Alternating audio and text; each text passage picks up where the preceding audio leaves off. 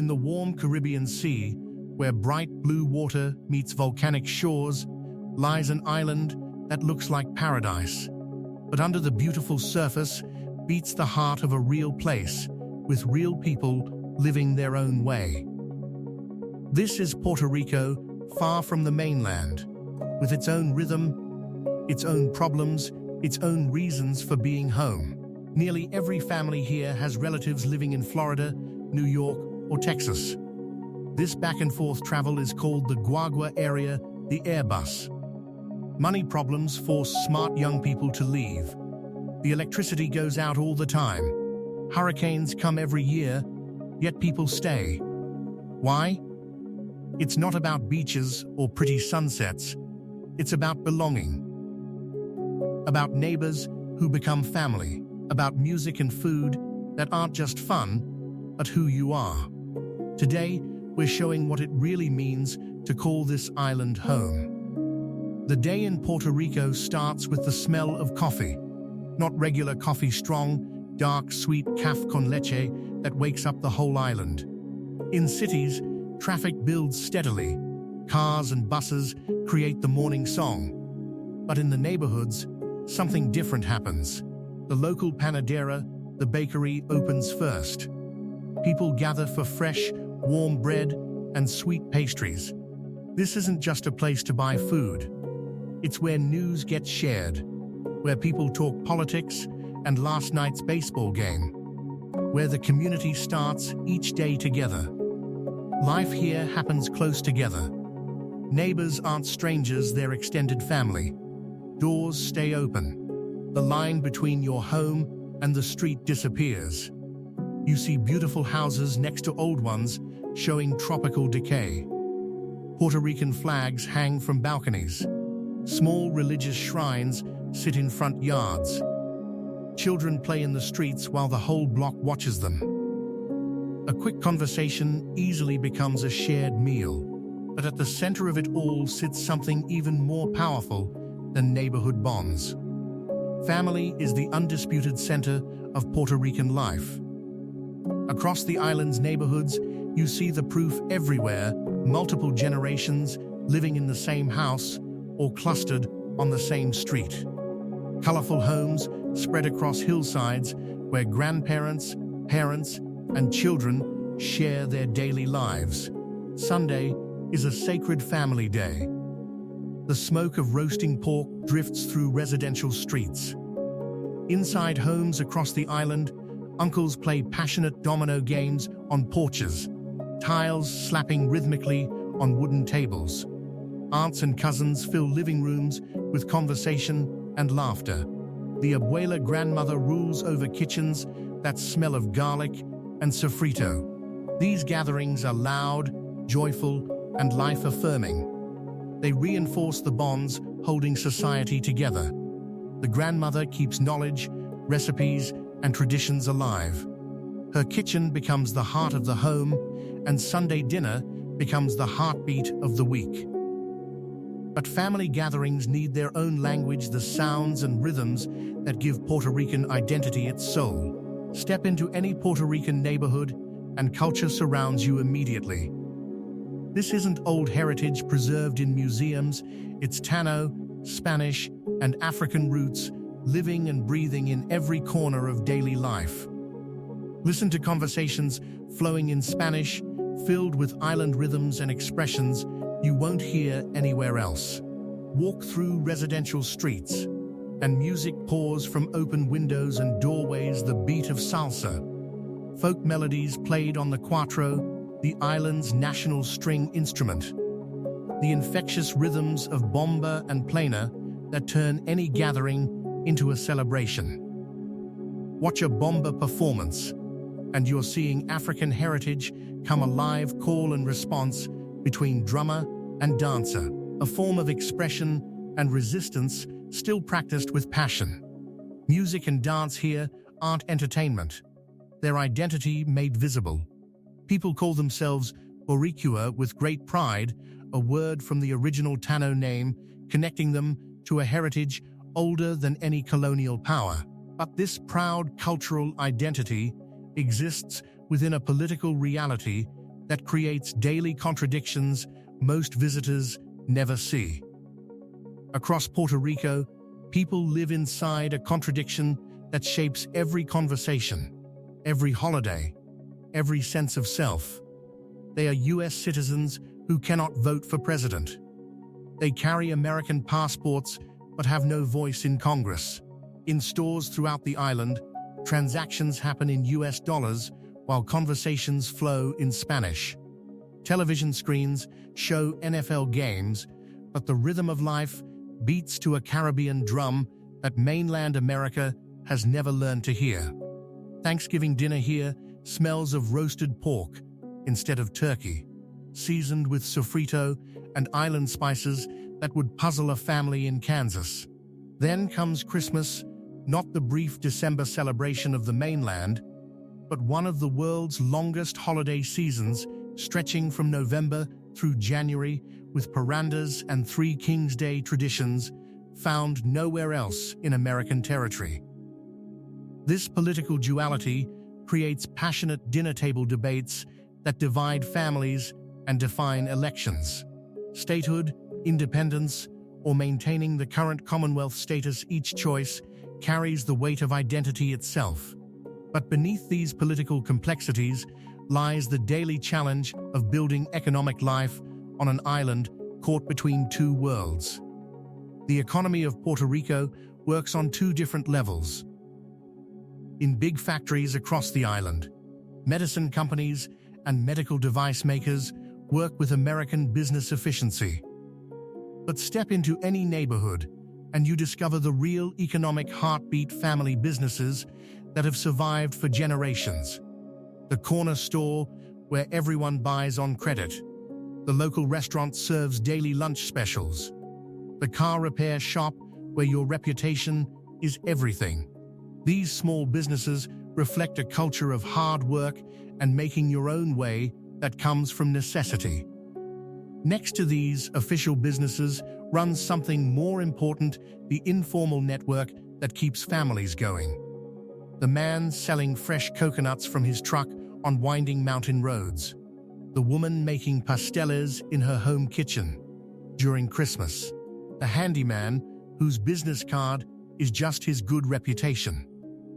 This is the resolver spirit, figuring out how to make life work no matter what.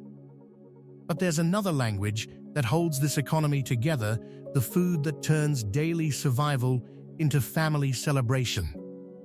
In Puerto Rico, food speaks louder than words.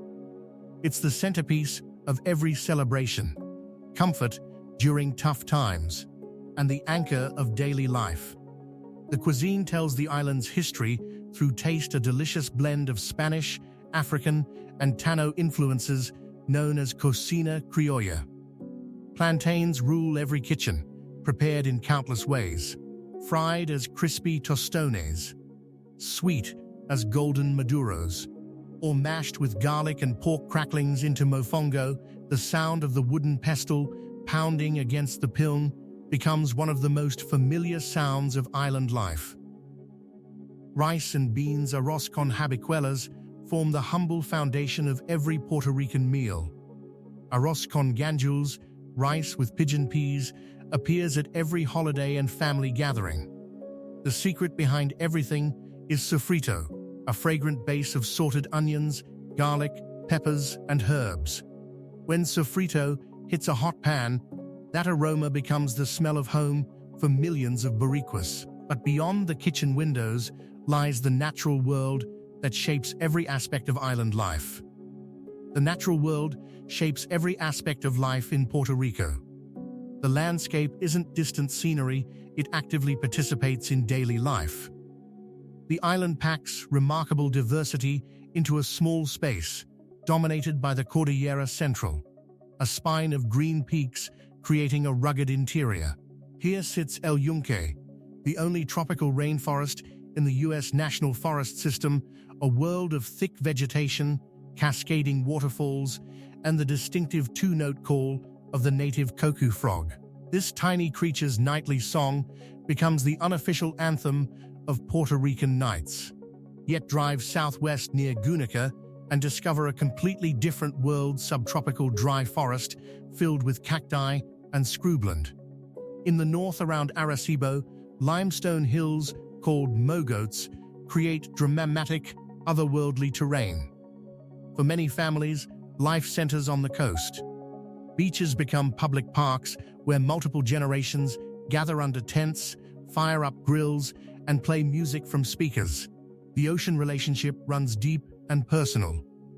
But this natural paradise exists alongside the modern infrastructure challenges of 21st century island life. Life in modern Puerto Rico blends 21st century convenience with persistent challenges. Modern highways connect major cities across the island. But for most families, owning a car isn't a luxury, it's an absolute necessity. This creates heavy traffic congestion, especially choking the San Juan metropolitan area during rush hours. Away from highways, roads become narrow and winding, especially climbing through the mountainous interior, where what looks short on a map becomes a long, careful drive. Public transportation barely exists outside the capital. While San Juan has buses and a single rail line, most of the island relies on Blico's privately owned vans running semi-fixed routes, symbols of local problem-solving. This mix of modern and makeshift defines daily life. Families live in apartments with high-speed internet while experiencing frequent power outages. The electrical grid, built decades ago, struggles under modern demands. And for young people growing up inside these contradictions, the future presents difficult choices. Young people in Puerto Rico grow up navigating a difficult tension. They love their island home deeply while feeling the powerful pull of opportunities elsewhere. The education system is strong, with public and private schools and excellent universities led by the University of Puerto Rico. These universities become vibrant centers where students passionately debate the island's cultural and political future. But after graduation comes the hard choice. The island's struggling economy means well-paying professional jobs barely exist. Many talented young people look to the mainland United States for career opportunities they cannot find at home. This brain drain becomes one of Puerto Rico's most serious challenges, a quiet exodus of energy and talent. Leaving for college or first jobs becomes a modern tradition, yet the connection to home stays incredibly strong. Many in the diaspora speak of a powerful desire to one day return. But as evening arrives across the island, daily life shifts into something deeper than economics or career choices. Day and night in Puerto Rico move to completely different rhythms. Daytime belongs to work and purpose. The intense sun pushes everyone forward with urgency. Cities fill with the sounds of commerce and heavy traffic. But as the sun begins setting, something shifts across the entire island. The fierce heat softens into warm, breezy evening air. Cuckoo frogs begin their nightly two-note chorus from every tree and garden. This is when life turns inward toward family, friends, and community. The workday ends. The social day begins.